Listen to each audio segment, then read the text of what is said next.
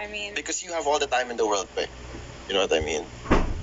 I swear, I guess. Shy, isang araw, no, I don't have know. all the time in the world, but at the same time, it doesn't seem like that because all like you I know said, is what you my know. life is so unsure then kasi. Like I haven't stayed in the country for more than 8 years, bro. Tapos tong career pa na pinasukan mo, Yes. unsure din lahat. Unsure. So, malay mo, this could work, this could not work. I could be moving again, I could be staying. Like, you have no idea. And then also the friends that you make here in showbiz, you never know. So, that's another one also. I have very few friends. It's a lot, yeah. It's a lot of Super factors. So, anong age ka lumipat dito sa Philippines? I was 14.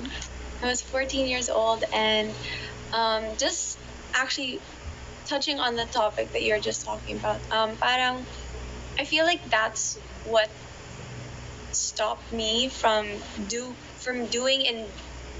my best here in the Philippines when I first moved when I was 14, because I was trying so hard to hold on to the past, to hold on to what I had in Canada. Na parang I was trying so hard to hold on to the friendship that I had there with the high maintenance friends or whatever. Because like I said, I thought that was my life. I thought that was my whole life. Talaga, literally. Oo, akala ko talaga na parang And my past trauma ka pa from Ireland. Oo, past trauma pa.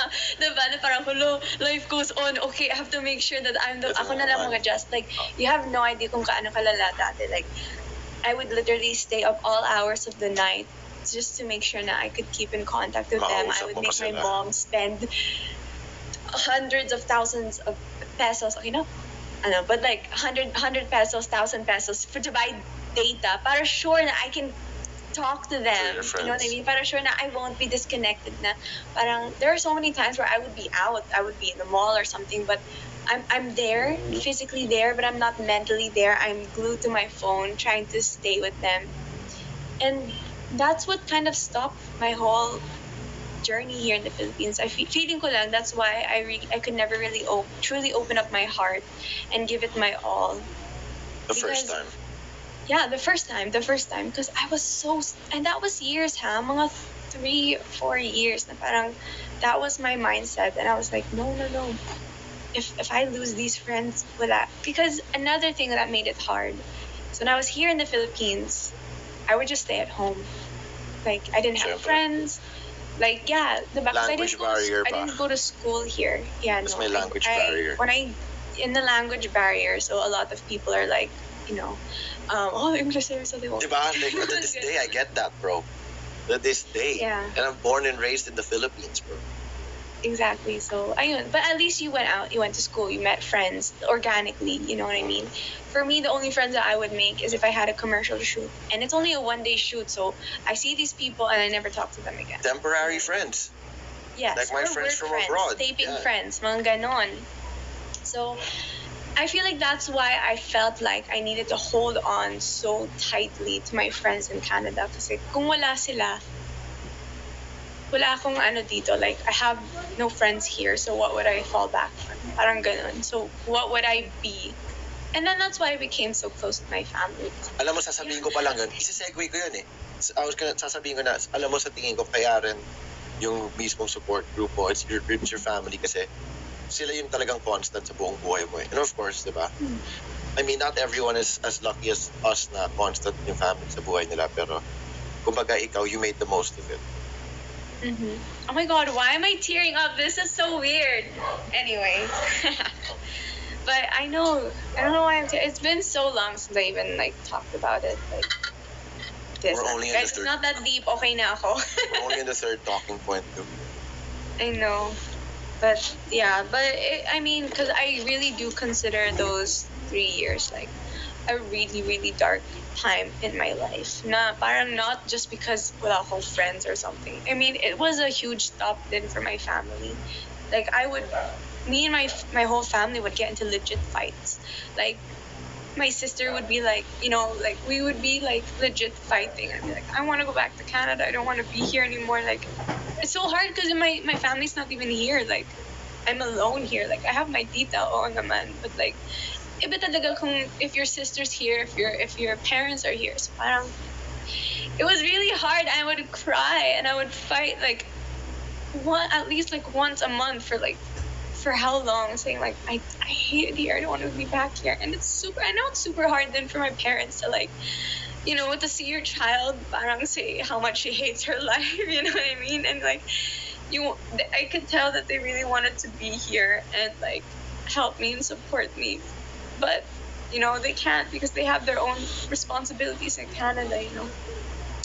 So I mean, I'm glad that they didn't give up. Na parang they were the ones telling me that you should just really give this whole thing a chance. Parang, this dream, like, it's not just a far-fetched dream. This whole artista thing could literally be a reality. Like, it's not something that's like out of this world. You know what I mean? And like, the thing is, like, the life that I was holding on to in Canada, looking back at it now, it wasn't even that great. Right? Diba? Like, what it was really that? I would have traded this for that. Magpapalit mo to para dun dapat. Yeah. Yun nga lang. It's just... That's what happens when you're young and naive and you think na parang high akala mo yun school na is yung buong the mundo. most important thing in your life. Oo. For sure. So, Okay.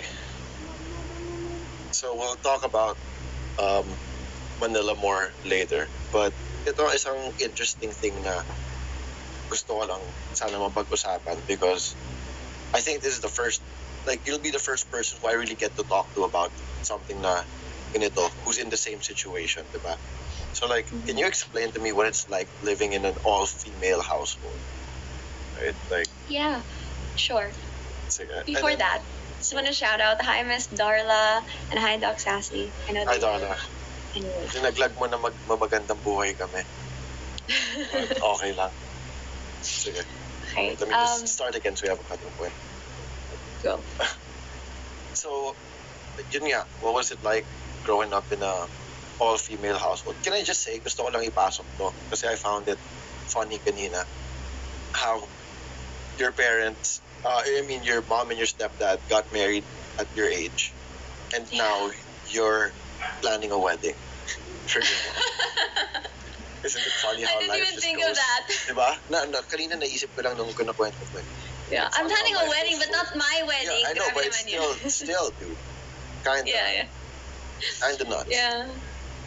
It's funny then because it's like it's my stepmom's first wedding. It's my mom's second wedding. So parang they have different thoughts. My mom's like, sometimes if it's like, oh, kahit simple lang, okay na ako. But my stepmom's like, No. this is my first. Yeah, I need it to be mismo. nice. So it's fun. It's funny. They both have no idea what they're doing. But neither do I. Neither do me and my sister. But I mean, we're figuring it out together. I think Auntie Phoebe commented, she said, thanks, man. Anyway, so growing up in an all-female household, honestly, I never thought it was different. I never thought That was my number one question then. Like, hindi mo ba naisip parang, No. what's going on? No, okay. So actually, when I first moved to Canada, sabi ng mom ko, si tita, this is your Auntie Phoebe. Ireland auntie, hindi tita. This is your Auntie Phoebe. She's my best friend. So we're gonna live in Canada for a bit with my best friend just until we get on our feet. So parang okay. So, okay, I was 8. I didn't care. I didn't know. Okay, I guess yung next tanong ko is, kailan mo na-realize na? Yeah, so I guess I was around maybe 12 years old. So my parents were like, oh, Shania, we want to have a conversation with you. We want to have a talk. I was like, oh my God, what did I do? I swear I didn't do anything. Super kabado. Bro, I was a troublesome